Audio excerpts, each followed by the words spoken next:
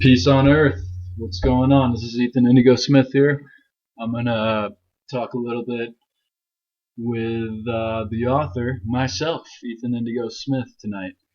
And I'm going to talk about, obviously, my book, The Little Green Revolution.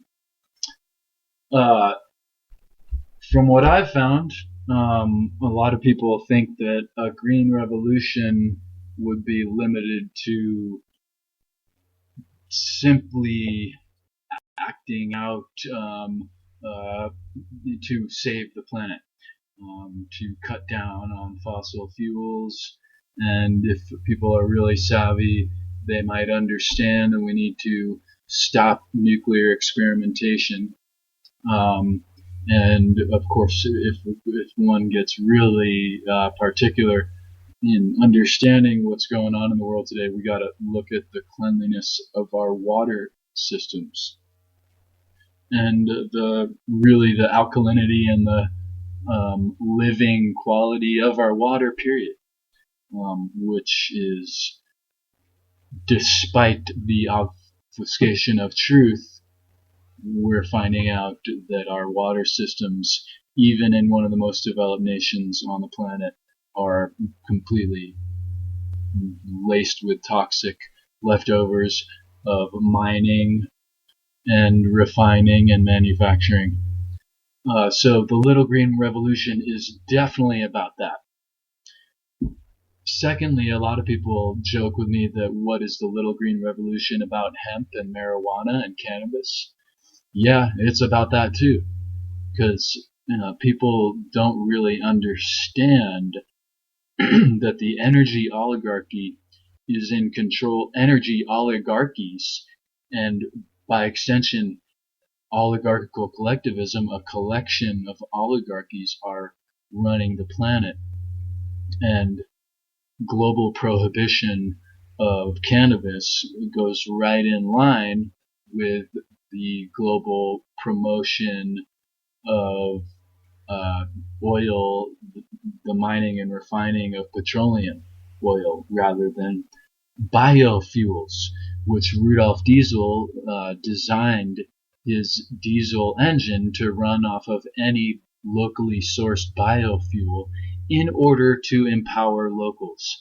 This is what Diesel envisioned, not global petrolithic mining, refining, and burning of these petroleum products to enable corporations and institutions, government and otherwise, to really, as Orwell put it, the future is now. And in Orwell's terms, imagine the future. Well, imagine the picture of a boot on a human face, and that is the energy oligarchy. But, the problem in the global promotion of petroleum products, and the problem with the global prohibition of hemp and cannabis, and all problems, stem from the problem of consciousness. So really, y'all need to wake up. We need to wake up to the fact that oligarchical collectivism is eliminating individualism and really turning the world into a 1984-like scenario.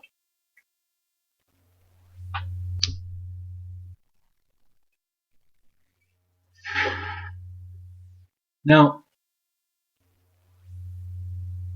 the Little Green Revolution, in that respect, is not just about promoting hemp and cannabis. And cannabis and hemp, again, maybe I didn't touch on that enough.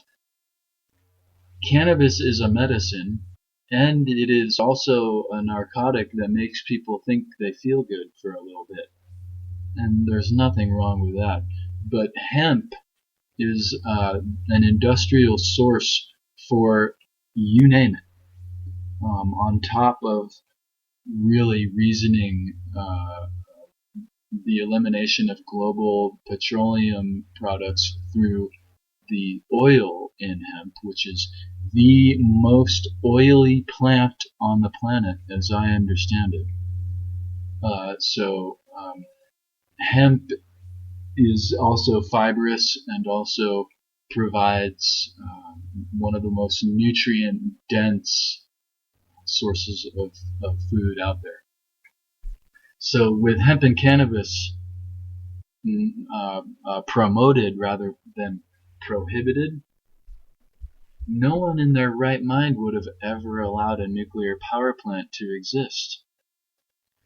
So anyway, so all these problems in the world that need a green revolution really stem from the ultimate problem, and that is the problem of our consciousness, the problem of our lacking consciousness, right? So the little green revolution is about bringing open, creating an open, not only open-mindedness, but an open-heartedness, right? And so when we're balanced, things tend to operate a little bit better. Being balanced requires a certain level of heart-mind realization and balance, right? You want to understand and combine the feelings and intelligence. You want to intellectualize a thing and also bring it to genesis. Intelligence requires a heart-mind balance. And a revolution of consciousness would be balanced in that sense and open. The world's problems are, again, based on lacking consciousness, but also specifically close-hearted approaches, right? So if we see that if you ever experience the emotion of greed and want, you'll see it runs pretty hot. It's a hot emotion. And the world is heating up. People's emotions are heating up. And that's greed. And the heart chakra in Indian understandings, Vedic lessons rather, is green. And the heart chakra is also the fourth chakra of what is traditionally understood as the seven chakras. It's our center.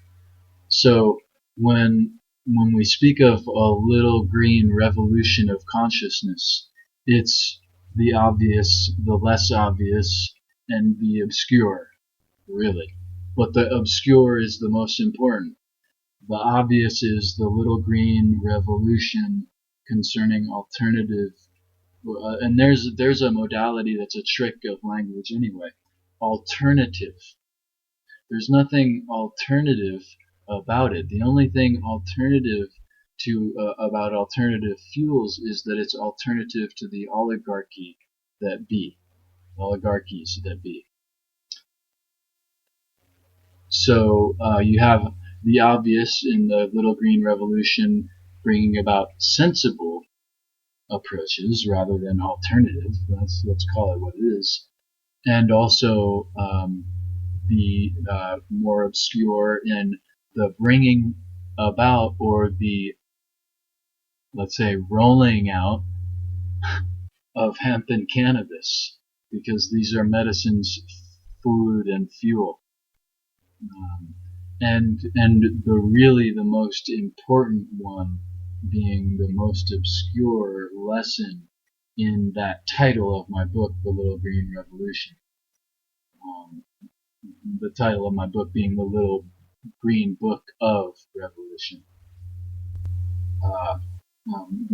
That most obscure aspect is the most important, in the sense that when we change our thinking, when we balance our heart-mind, when we open our mind and open our hearts, then a true revolution becomes really possible in the snap of a fingers, of a hand, right? So, excuse my stuttering, and I hope you guys got something out of this.